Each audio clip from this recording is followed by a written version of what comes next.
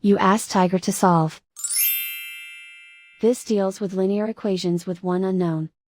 The final result is x equals 741/32. Let's solve it step by step.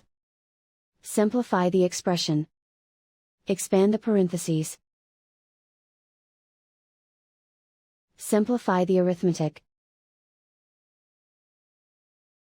Group like terms.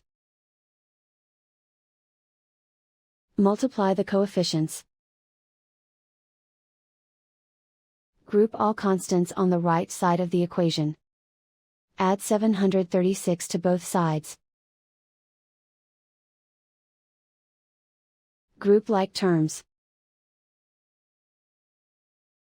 Simplify the arithmetic.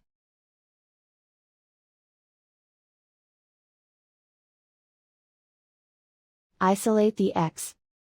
Divide both sides by 32. Simplify the fraction.